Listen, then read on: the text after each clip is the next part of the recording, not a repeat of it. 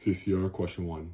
How does your product use or challenge conventions, and how does it represent social groups or issues? Within my project, I specifically use scenes of protagonists getting out of bed. However, instead of it conveying a fresh start, it demonstrates the opposite. The scene challenged the specific conventional use of getting out of bed. Many popular forms of media use getting out of bed in the aforementioned the context of it being a fresh start. However, getting out of bed could also mean a repetitive loop, curating insanity, causing mental instability. However, another scene in my project, which was almost completely different than normally used, is a scene where I was in the woods. A big area of woods is typically an indicator of loneliness and despair. However, in the clip, he has company. However, his cynical point of view rejects the idea of socialization and connection to others. So, I used the woods to convey how I truly felt. However, I used a physical body to go against the connotation of woods. So, this would be challenging conventions in a physical sense, however, not challenging conventions in the true sense, since I'm still being accompanied with others. However, mentally, I want to be away from them. On a more specific note, my project has an ample amount of different conventional challenges within it. My personal favorite is the stereotypical assumption of PTSD being an excuse and only being triggered by the popular examples. Coming from someone who has an autistic little sister, she may not have the direct PTSD, but every small moment that causes any sort of distress makes a ripple effect that has her distraught for days at a time, where she can't sleep, eat, or even move at times. Being surrounded by this my whole life, it woke me up from the ignorance society has caused. Conventionally, the stereotypes have some sort of truth behind them, just not fully extended upon how truly life-altering and challenging they become. One stereotype in my film that I did go along with is the fact that people wake up in cold sweats, since I've had to experience that in real life myself. As aforementioned, I did use a stereotypical convention, since some of these conventions can also raise awareness. However, I expanded upon how truly distressing it could be for the individual by adding the scene, my end scene, which is a knife to their heart, threatening their life, all because their disorder is getting out of hand.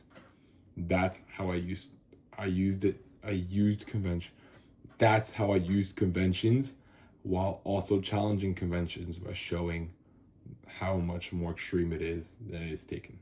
These social cues in PTSD need revolution, and those who do not learn about the downfalls of disabilities like these need exposure. My project challenged conventions in a way which is needed to bring change to aspects which need it. Not to mention the people who are secondarily affected to these diagnoses, those who dedicate themselves to raising, taking care of, and loving these conditions. The social group of people who are affected by PTSD, autism, or diseases which change the mental institute of a person need rehabilitation, and society needs to provide that with societal help. Unfortunately, the chances this project causes any true change to social dynamics is little to none. However, if it did, I would hope it could bring awareness to these people being plagued by their memory. One of the hardest things to cure in the body isn't in the body, it's in the mind. So having natural and social remedy is all we can do to collectively as a nation. I wish for my project to expand upon that. However, it stems from the ability to have empathy for those we do not sympathize with. CCR question 2. How does your project engage with audiences, and how would it be distributed as a real media text? Since my project is engaging to an audience that is willing to learn the realistic struggle of those who have PTSD and those who aid in the recovering process, which often generates depression for both parties, I would be inclined to believe that the most intrigued people would be young adults ranging from the 18 to 23, as that is the age that most expand on their knowledge of these conditions. Depression is also a very popular movie thematic when it comes to that age range, as life becomes to become a more repetitive cycle of struggle and pain with higher stakes on the line, therefore becoming relatable for a multitude of people across the world. It It also applies to young teens, as the estimated amount of teens that have developed depression is every 1 in 5 teens, or 20% of US teens that are between the ages of 12 and 17. This engages with audiences because it's realistic and compelling. People who struggle with this disability don't want a superhero movie about it. They want a realistic man or woman which shares that same burden. The film shows how many of these people struggle in silence, as they fear what would happen if they told someone, like being misjudged, being shamed, or make their parents feel scared for them all at the time. Although the rate is smaller for PTSD compared to depression, both of these disabilities share similar consequences. Just because it's the minority group doesn't mean it's a disregarded one. Since this is specifically targeted towards people who suffer with disabilities, I would first spread this to a rehabilitation center and try and let them publicize this video and bring awareness to it to people who need rehabilitation within their organization. And afterwards, I will distribute my project by first uploading it to TikTok after the rehabilitation center, or Instagram, as they allow anyone to upload content and get likes and comment on them. Interaction of people who need it or know people who need it, which could boost my popularity and or fame, causing a bigger upbringing. After that, I'd move to a more competitive site like Short of the Week, as anyone can pay a fee to upload their content and have it rated, potentially improving my popularity once again. If everything goes right, I would definitely have my work be uploaded into somewhere that allows everyone to watch them instead of being an exclusive series limited to only one streaming service. It's not fair to make a film made for comfortability cost money to heal. That being said, on to the next question.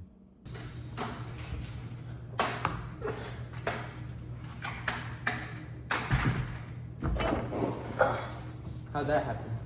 I got a little accident, but stuff happens. I hope you feel better. Yeah, thank you. Alright, anyways, how did your production films develop through this project? So when I first started creating films, I had little and no idea how to do anything. My editing was very sloppy. It did not appear smooth or precise whatsoever.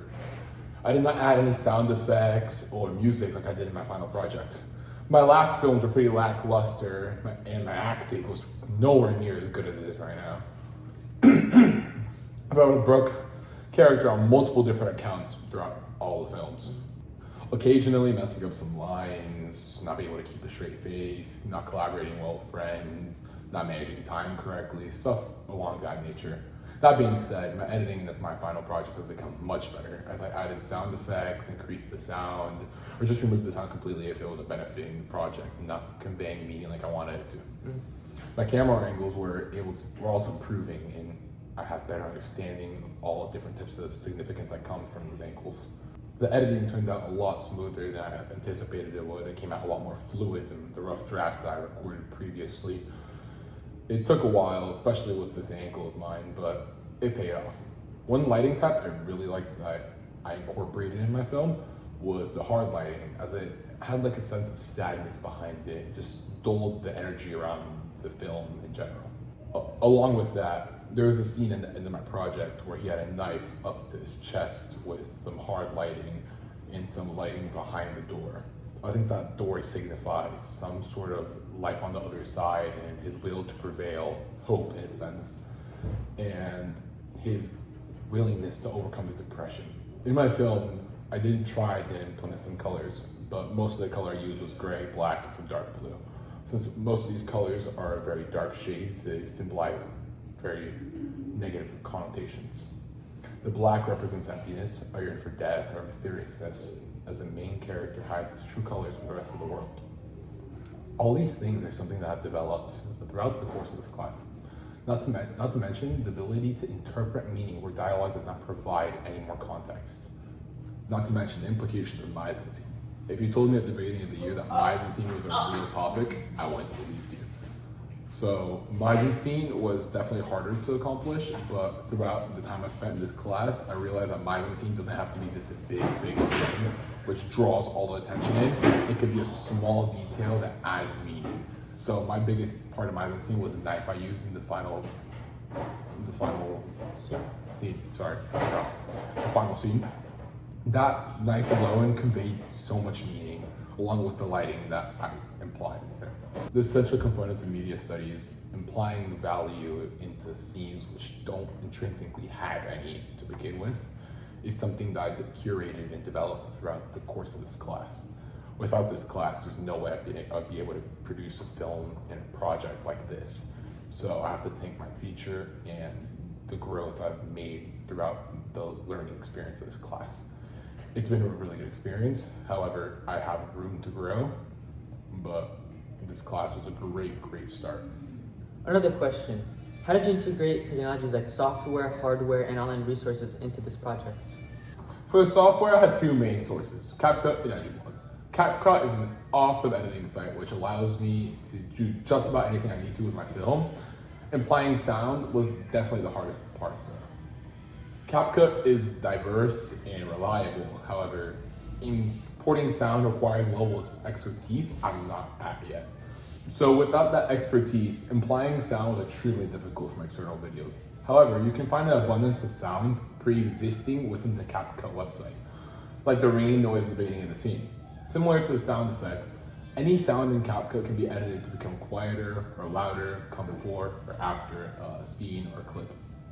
You can combine two different sounds and overlay them, or you can even overlay two different videos and sound edit video. Any type of combination, you could overlay it to merge a clip, even extend one, or mix it together into a clip that conveys more sound, meaning, mise-en-scene, just with the implications of the app itself. Like the fade-ins or fade-outs, which help keep the suspense of my film. I can also adjust the brightness of my film along with the contrast and saturation, which also create a new dark atmosphere. EduBlogs is a blogging website that I've been using. EduBlogs has helped me with my final project because I've typed my storyboard to the website, keeping it there in a safe spot for me to look back on while recording the film instead of having to rely on memory throughout every single scene. It allowed me to easily access it whenever I need to view it. If I did not have EduBlogs, my final project may not have came out as fluid as it did, since I would not be able to keep track of all the different adjustments and changes that I made along the way. I want to apologize in advance for any background sounds, since my little sister's here from school and she's autistic, so she can't control herself. Oh no, it's okay. All right, thank you. But once again, about the fluidity about my project. EduBlogs allows me to keep all my costumes, mise-en-scene, lighting, camera angles, shots, not to mention, it holds many of my previous films. Although they may be bad, they're a great area to extract information which I previously used and see what I did wrong to better it. Mistakes are the best way to grow. So looking back at my old mistakes allows me to perfect them and create a much better film to publish. Not even just in the logistical sense of it. Looking at your old projects gives a boost of motivation, as you can see how old your previous films look in comparison to your new and improvised film. Now, these aforementioned websites aren't all I needed to film this project. In order to complete this, I needed to research a few costumes that resonate the most to the depressing and sad vibe this project created. I also had to look at what many people with PTSD, including my aforementioned little sister, have to go through, which required a lot of analyzing. Whether it's slowly losing the will to wake up, not being able to go outside without feeling oppressed or threatened, or being tired every single second of the day. I had to use all of these in succession in order to create a final project as good as the one I made.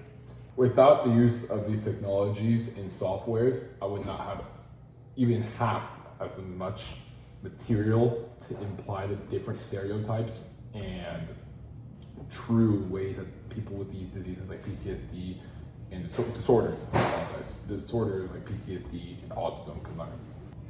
All in all, CapCut is by far the most significant thing inside my film. Without all the resources within CapCut, there's no way this film would have been done. All right, thank you for your time. Thank you.